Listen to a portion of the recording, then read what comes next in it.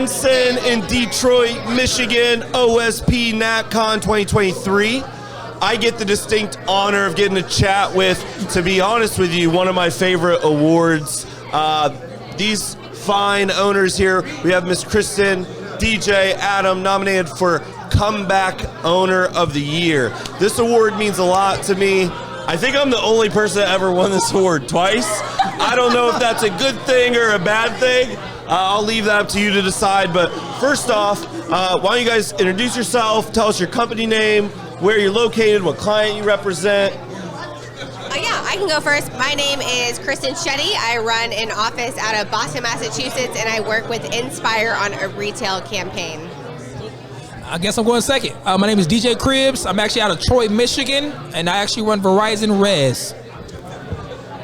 I'm last. All right. My name is Adam Drykosen. I run an office out of Atlanta, Georgia. Just moved there, and we are on Verizon Res as well. Awesome. So there you have it. What I want to ask you guys is, to be nominated for this award, the reason I think it's a special award is to get nominated for this, you had to go through some adversity. And I think in our business, adversity happens every day, right? So what is it that you guys focus on or you've done that helped you overcome that adversity and put you guys in the position that you are today? I mean, from where, whatever it was you went through, top on retail, one of the largest organizations in the company, always top 3 on Verizon, top office in the company right now. How do you respond and get over adversity, Kristen? So honestly, it's these guys that keep me on my toes because I've always got to make sure that they are not kicking my butt. But other than that, just like making sure my guys are always hitting standards on their own and just really feeling challenged is super important to make sure that we're all growing at the same time. But really just competition in the office and making sure that people are striving for more than just standards. I love it. I mean, everything that Shetty just said is true too.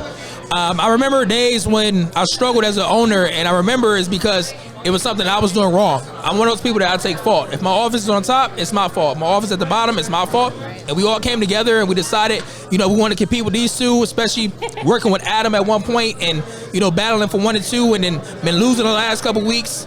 And now it's like, okay, it's our time to shine. So going through adversity for me, it's a normal Monday. It's a normal Monday to Sunday. So as long as you wake up with adversity in your mind, you're going to have to beat it at one point.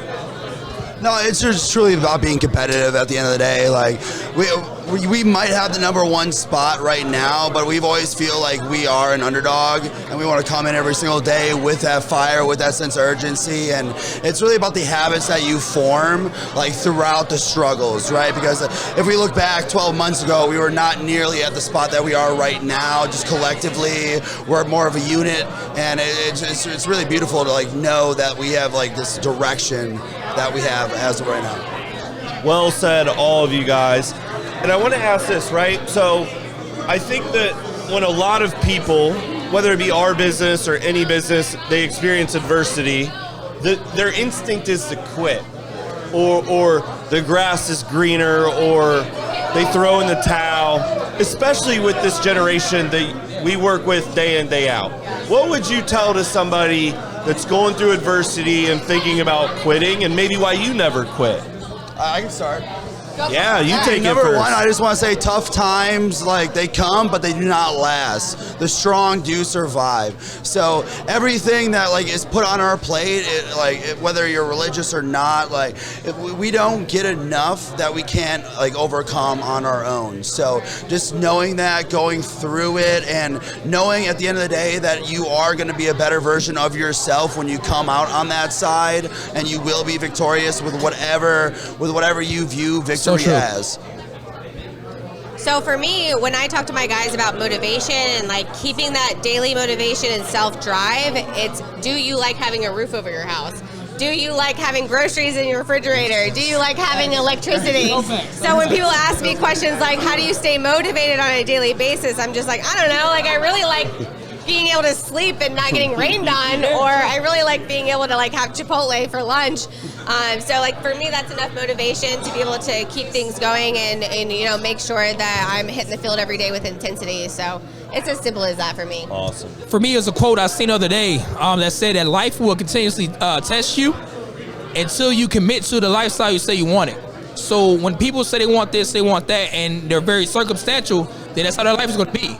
You know, when you decide that you actually want to focus on something, you say you want it, you say that's the goal, you really, really write it down, that's your main point factor while you're living your life, you're going to get it. But if you're not doing the right things that's required to get what you want and what you expect to happen, so you can quit. Everybody quits. People quit McDonald's, people quit Subway, but what does that get them? They have to restart again. How about just stick to your guns, learn your craft, love your craft, practice your craft, and then at the end, you're going to win. At the end of the day, you're going to win.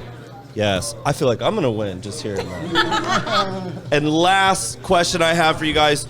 All three of you have a ton of momentum right now. They say to have real goals, you got to voice them. So we're going to what is in store for you, your business, your organizations in 2023? Tell the world. So for 2023, this award means something to me because I watched my promoting owner. The same year I won Rookie of the Year, he won this award, and I remember what it did for him. And it's the same thing for me. You know, I have Jimbo, who's literally probably 4 to 6 weeks to open it up. Justice is getting her stuff together. She should be opening up the next 4 to 6 weeks. We have a lot of guys in the pipeline. So to me, it's regional. If I'm not in regional by the end of 2023, going into early 2024, then I did my team and myself a disservice. So if it's not a regional stamp, I've been working over for some years now. We revamped, we came back, we have an awesome family with OSP, we have great competition, we have great directors. It's an awesome family to be a part of. If I'm not hitting it, then I fail. So it's regional 2023, early 2024. Well said, sir. Adam? I'm going to say the same thing. Regional by 2023. That's been the message. That's been the goal the whole time. But really, what I want to focus on is not only like our individual goals with our office, but the org that we are creating. It's 7 offices by like the end of 2023.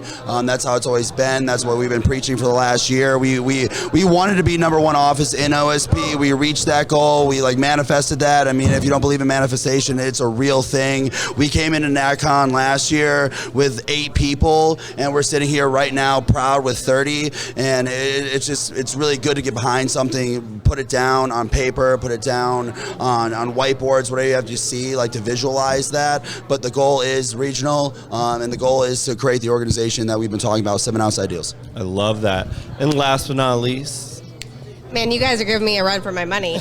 All right, so my goal by the end of this year is to be national, and then I also want to have 2 regional consultants within my organization as a national consultant.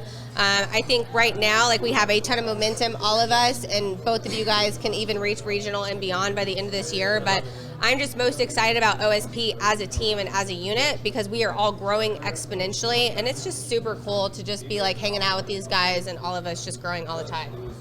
Awesome. Well, it's pretty easy to see why they were nominated for Comeback Owner of the Year. I appreciate all you guys joining us, coming on the set here, OSP We appreciate TV. you, Dustin. As always, my team, my family, my OSP. My OSP. We signing out. Out of here.